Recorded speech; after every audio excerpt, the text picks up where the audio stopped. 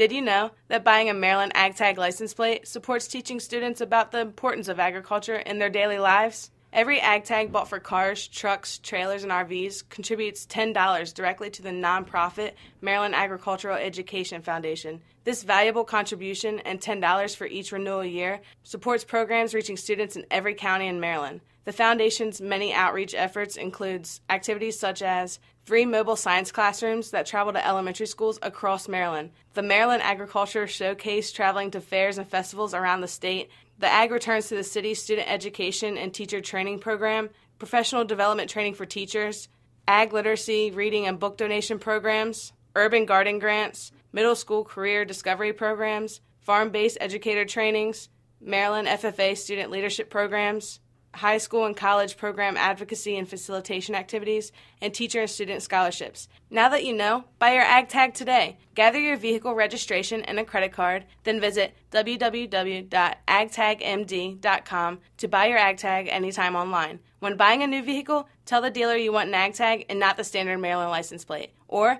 buy AgTags directly from the Motor Vehicle Administration at any of their 23 service centers across the state. Students throughout Maryland, thank you for your support.